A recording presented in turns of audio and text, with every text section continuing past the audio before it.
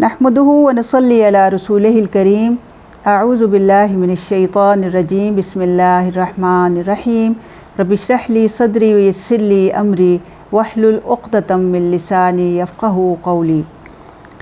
सूरतुल बक़रा ही की तफ़सीर हम कर रहे हैं। आयत नंबर 38 को हमने देखा और उसमें हमने ये सीखा कि आदम अलैहिस्सलाम को ज़मीन पे उतरना जो है वो सज़ा के तौर पर नहीं था, बल्कि एक मकसद की तकमील के लिए था। अब आयत नंबर 39 में देखते हैं कि अल्लाह रब्बुल आलमीन हमें क्या सिखा रहे हैं, और इसमें अल्लाह ताला का इसका मरकज़ी मज़मून ही ये है कि अल्लाह का जज़ा और सज़ा का क़ानून जो है वो क्या है। अऊज़ु बिल्लाहि मिनश शैतानिर रजीम। बिस्मिल्लाहिर रहमानिर रहीम। वल्लज़ीना कफ़रू व कज़्ज़बू बिआयातिना उलाइका अस्हाबुन नारि हुम फ़ीहा ख़ालिदून। सदक़ल्लाहुल अलीयुल अज़ीम। इसका बामुहावरा तर्जुमा ये है कि जिन्होंने हमारी आयात का इनकार किया और इन्हें झुटलाया वही अहले जहन्नुम हैं और वो इसमें हमेशा रहेंगे। इसका लफ्ज़ी तर्जुमा हम देखते हैं।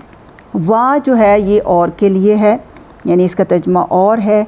अल्लज़ीना वो लोग, अल्लज़ी की जमा अल्लज़ीन, कि वो जो जिन्हों के लिए लफ्ज़ इस्तेमाल होता है कि जिन लोगों ने कफ़रू, कुफ़र इसका रूट है काफ़ारा, और कफ़रू वाओ अलिफ जमा के लिए कि जिन्होंने कुफ़र किया, जो काफिर हुए, जिन्होंने इनकार किया अल्लाह की हिदायत। क्योंकि पिछली आयत में हमने देखा है कि अल्लाह ताला कहते हैं कि जो मेरी तरफ से हिदायत आएगी तो उस हिदायत का जो इनकार करेगा वो काफिर है। वकज़्ज़बू और झुटलाया, वाह और कज़्ज़बू, किज़्ब इसका रूट है काफ ज़ाल और बा, झूठ को कहते हैं, लेकिन जब इसके साथ शद आ जाती है कज़्ज़बा युकज़्ज़िबु तकज़ीबन का मतलब होता है झुटलाना। बिआयातिना सात आयात के हमारी, बी का तर्जुमा सात और आयात आया की जमा है, और आयत जो है ये कुरान में 4 मानों में इस्तेमाल होती है। नून जो है ना जो है ये हम के लिए है कि हमारी आयात को, यहाँ बी का तर्जुमा हम को करेंगे। उलाइका यही लोग हैं, उलाइका जो है ये ज़ालिका की जो है जमा है कि वही लोग हैं, यानी जो ये करेंगे, कुफ़र करेंगे और झुटलाएंगे अल्लाह की आयात को। अस्हाबुन नारी, अस्हाबुन नार, अस्हाब साथी के लिए लफ्ज़ इस्तेमाल होता है, रहने वाले, अन्नार आग को कहते हैं, आग के रहने वाले हैं। हुम वो सब, फ़ी हा, फ़ी में, हा इसमें यानी नार में, ख़ालिदून, ख़ालिदून खुलूद उर्दू का भी लफ्ज़ है, खा लाम दाल इसका रूट है, ख़ालिदून वो इसमें हमेशा रहेंगे। यहाँ देखें कि सबसे पहली चीज़ जो यहाँ पे आई है कि वल्लज़ीना कफ़रू व कज़्ज़बू बिआयातिना, अल्लाह ताला यहाँ फरमा रहे हैं कि जो लोग कुफ़र करेंगे और हमारी आयात को झुटलाएंगे। आयात के हवाले से आप देखें कि सैयद मौदूदी रहमहुल्लाह इसके बारे में बड़ी ख़ूबसूरत बात बताते हैं कि आयात जो है वो जमा आयत की है, जैसे कि हमने सीखा, और आयत के असल मानी जो हैं वो निशानी और इलामत के हैं, यानी ऐसी निशानी या इलामत जो किसी चीज़ की तरफ रहनुमाई करे। और क़ुरान में ये लफ्ज़ 4 मानों में इस्तेमाल हुआ है।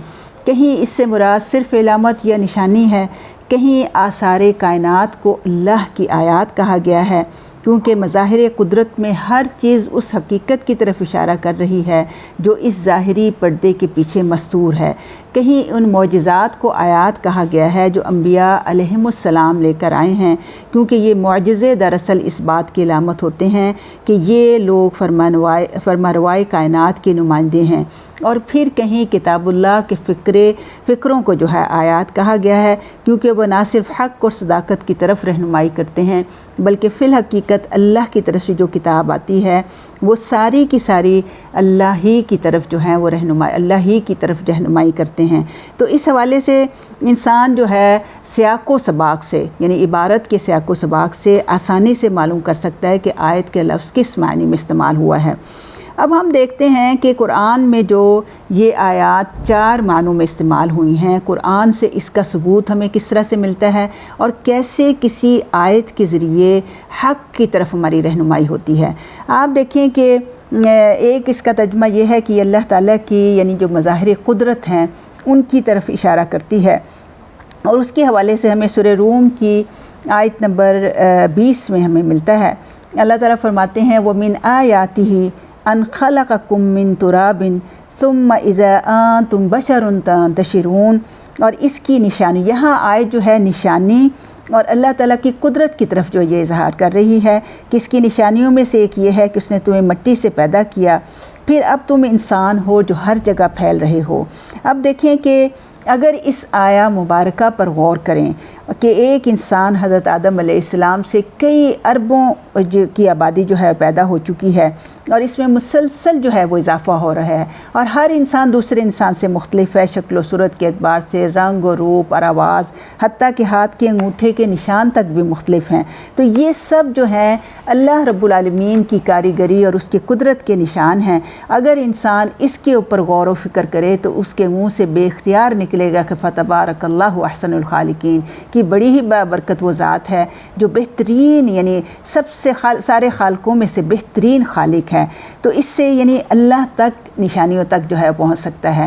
تو اس لیے قرآن میں جہاں اس طرح سے مظاہر قدرت کی طرف اشارہ کیے تو بندہ غور و فکر کر کے اللہ کی ہستی کو ان نشانیوں کے ذریعے جو ہے پہچان سکتا ہے۔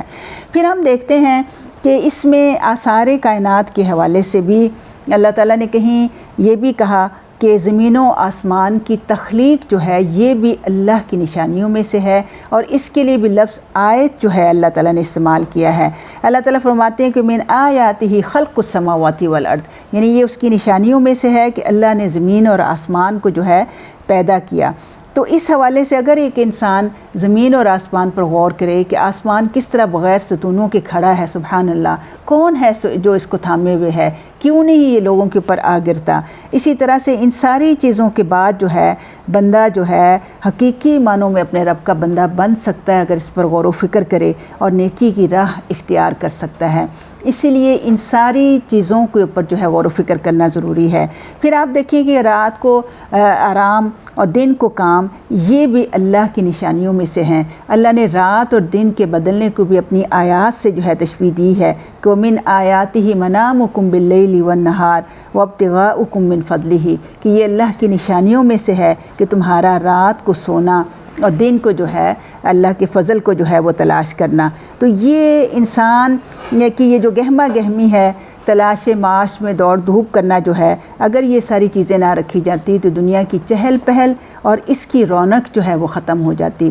تو اس طرح سے آپ دیکھیں کہ اور پھر یہ قرآن حکیم کی آیات کے حوالے سے اللہ تعالیٰ سورہ بقرہ میں فرماتے ہیں کہ وَلَقَدْ أَنزَلْنَا إِلَيْكَ آيَاتٍ بَيِّنَاتٍ، کہ البتہ تحقیق ہم نے آپ کی طرف واضح اور روشن آیات جو ہیں وہ نازل کی ہیں۔ تو اس لیے یہ ان ساری آیات کے اوپر غور و فکر اور تدبر کرنا جو ہے ضروری ہے تاکہ انسان راہ حق کو جو ہے وہ پالے۔ اور اسی وجہ سے اللہ رب العالمین نے فرمایا ہے کہ جو لوگ ان ساری نشانیوں سے، اللہ کی ان ساری آیات کے ساتھ بہرے اور گونگے بن کر زندگی گزارتے ہیں اور ان آیات کو جھٹلا دیتے ہیں تو اولئک اصحاب النار، یہ لوگ تو اہل جنت ہیں۔ تو اس وجہ سے یہ اور اس میں وہ ہمیشہ ہی رہیں گے۔ اللہم اجرنا من النار، اللہ تعالی ہمیں اس آگ سے جو ہے وہ بچائے۔ اور اس لیے یہ دیکھیں کہ اللہ تعالیٰ عمل کی کثرت کا مطالبہ نہیں کرتے بلکہ اللہ تعالیٰ احسن عمل کی طلب کرتے ہیں۔ اللہ تعالیٰ انسان کے اعمال کو تولتا ہے، وہ گنتا نہیں ہے۔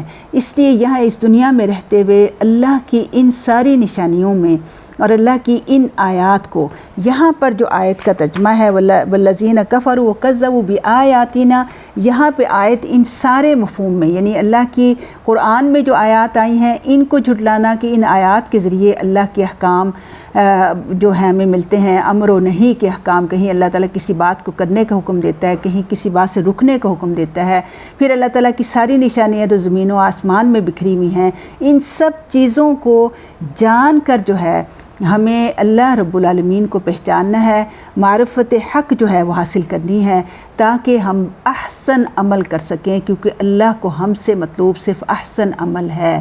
اللہ ہمیں بہترین عمل کرنے کی توفیق عطا فرمائے۔ اور پھر یہ دیکھیں کہ یہ اس آیت میں جو ہے اس کی حکمت اور بصیرت جو ہمیں اس سے حاصل ہوتی ہے وہ یہی ہے کہ ایک تو یہ کہ قرآن کریم میں آیت کا لفظ جو ہے 4 معنوں میں استعمال ہوا ہے جس کو ہم تفصیل سے دیکھ چکے ہیں، اور پھر یہ کہ اللہ تعالیٰ کی آیات انسان کے لیے رشد و ہدایت کا ذریعہ بن سکتی ہیں اگر وہ ان پر غور و فکر کرے، لیکن اگر ان سے وہ صرف نظر کرے گا، ان پر بہرا گونگا ہو کر گرے گا، تو پھر وہ اسفل السافلین اور جہنم میں ہی جا گرے گا۔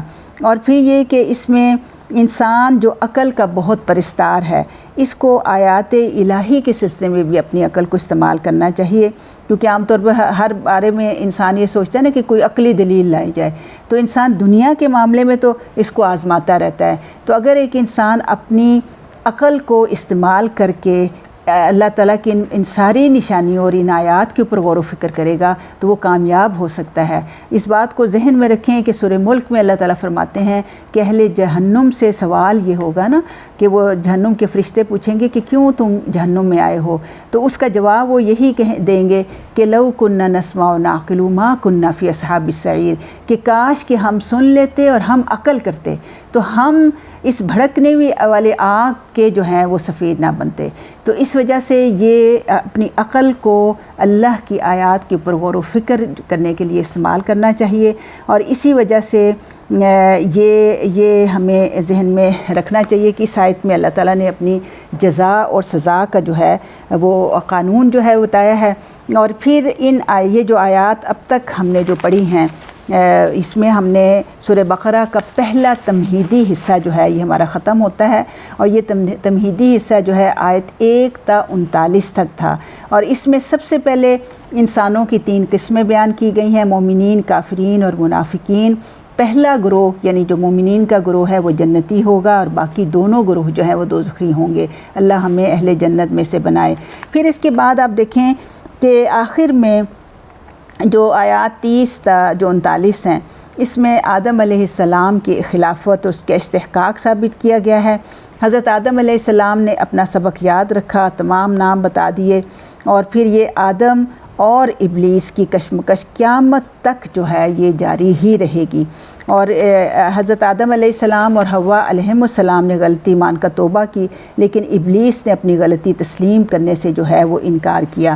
تو اس حوالے سے ہم دیکھتے ہیں کہ اس کا مرکزی مضمون ان ساری آیات کا یہی ہے کہ اللہ نے جو منصب انسان کو عطا کیا ہے، منصب خلافت، اور اس منصب خلافت توحید کے بارے میں اللہ رب العالمین ہم سے یہ مطالبہ کر رہے ہیں کہ 3 مختلف انسانی رویوں میں سے ہمیں پہلا رویہ یعنی مومنین کا اور متقین کا رویہ جو ہے وہ اختیار کرنا ہے، تاکہ ہم اللہ تعالیٰ کے جو ہمیں اس شرف سے اللہ نے نوازا ہے، اس شرف کا جو ہے ہم حق ادا کر سکیں اور صحیح معنوں میں اللہ رب العالمین کے خلیفہ بن سکیں۔ اللہ تعالیٰ ہمیں یہ سب کرنے کی توفیق عطا فرمائیں، اور صحیح طور پر قرآن کے ساتھ جڑنے اور اس کو ہمارے لیے ہدایت کا ذریعہ بنا دے۔ وما علینا الا البلاغ المبین۔